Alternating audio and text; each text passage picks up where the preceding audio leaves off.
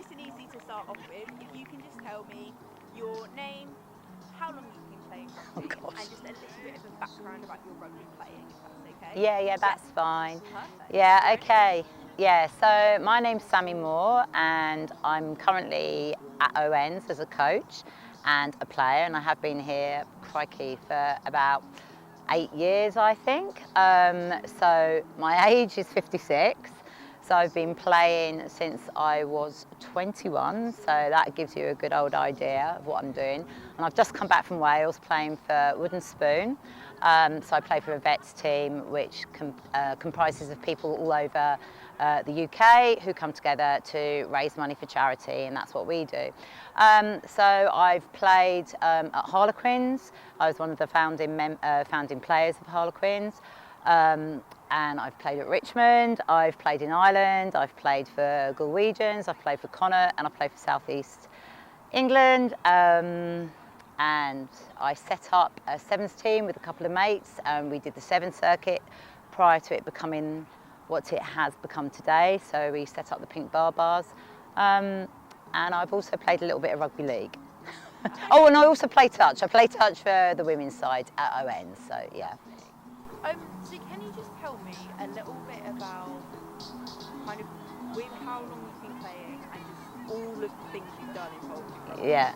What has made you stick with rugby? What's been something that's been your passion about it? Well, for me it is the community. It's about the players on the pitch, my teammates, and I'm very focused and driven in terms of wanting to perform for them. Yeah, I want to do well myself, but ultimately I want to look after my teammates on the pitch. I want to work hard and score and do as well as we possibly can. And I've always coached, so since I was in my mid-20s, I've done coaching at schools, I've done coaching at rugby club, and then when we moved up to Northamptonshire, I did exactly the same. My passion really is about for the girls to have something that I didn't have when I was in the teenage years. So now we have girls playing rugby, and I just want to be part of that community. And that spreads further to what I do with Wooden Spoon, where I do fundraising events. So last year, for example, we played rugby for 26 hours and 33 minutes, and we set a Guinness World Record. So that was pretty amazing. So, yeah.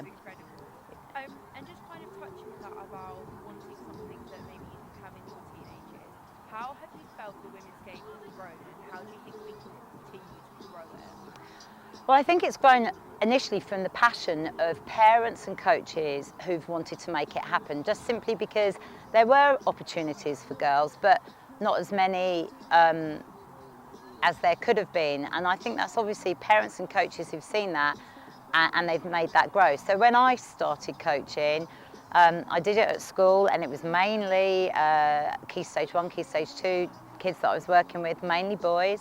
But Harlequins, we started a youth side at Harlequins, and we had some girls who played at local schools.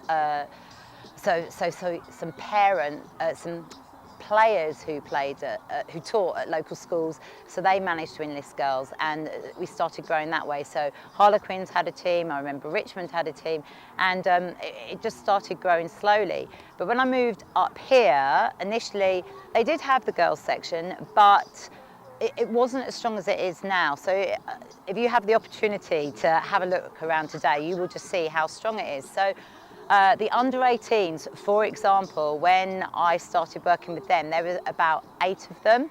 And now you'll see today there's a full squad with numbers on the benches. Same with the under-16, same today with the under-14s. With the under-12s, we currently have 21 players. And that means next season our squad for the under-14s is going to be moving up to almost 30 players, which is pretty amazing, to be honest. And we've got so many younger girls already who are looking forward to coming next season at under-12 levels. So it's just growing exponentially, yeah.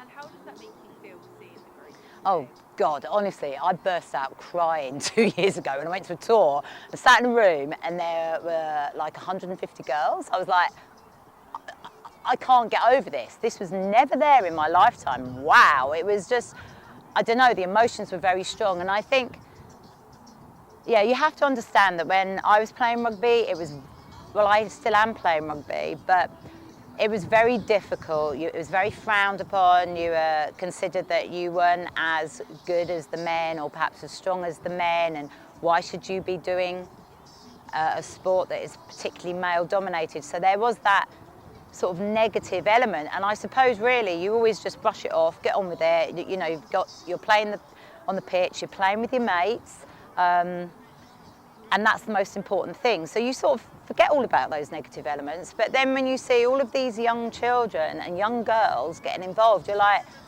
wow, you know, I mean, I should have probably told you something else, but I'm part of this legacy, this women's rugby pioneers. So Jill Burns, who's OBE, I believe, she set up a group, so everybody who's represented at some level at England gets to be part of the group, and we're called the Pioneers because we're the pioneers of what is going on today, you know, those sort of just getting on with it, ignoring the negative comments, you know, just playing the sport because you love playing the sport. But I guess it's our passion and things that we've done and our drive for it to occur, which means this is happening today, you know, which is pretty amazing, yeah. Can you just tell me a little bit more about the Pioneers when it was set up?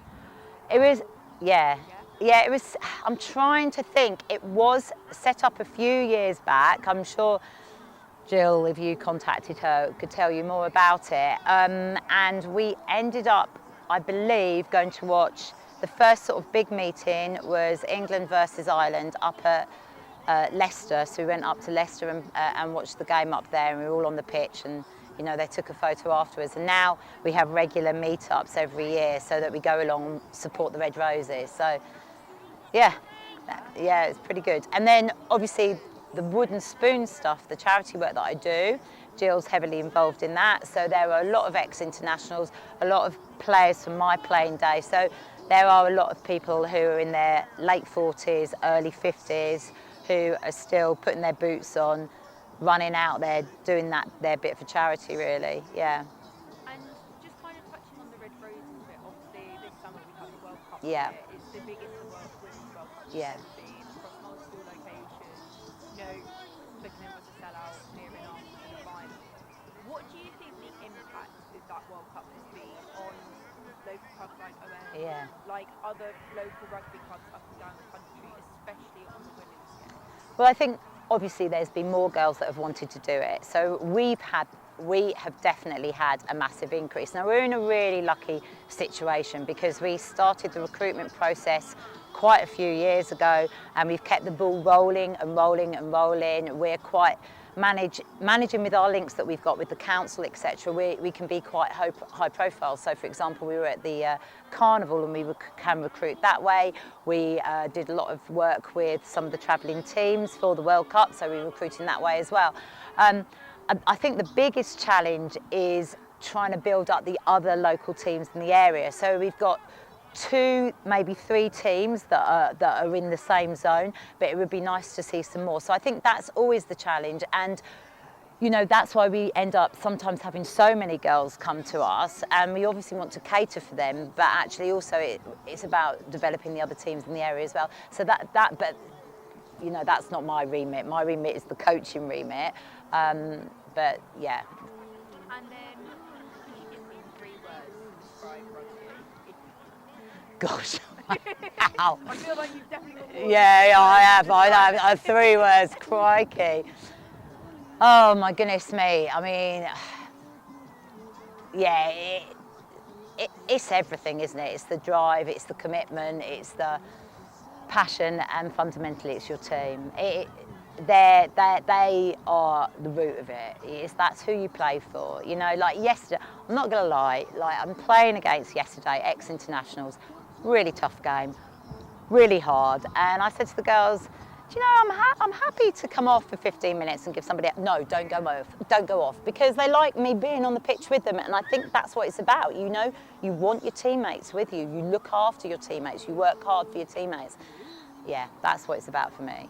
Perfect. Yeah. And I feel like I could talk to you for days Yes. upon days about women's rugby, but I don't want to take up too No. much of your time. But is there anything else you want to add? Anything else you feel like should be included, talked about, anything like that?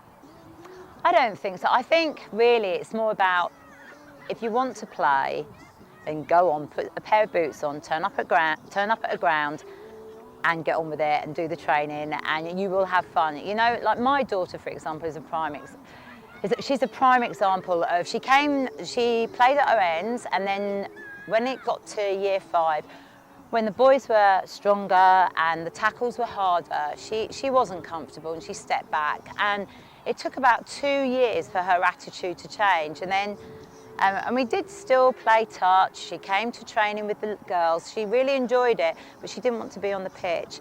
And then last October, I honestly don't know what happened, but she suddenly got on the pitch and she started tackling, and it was just this amazing experience.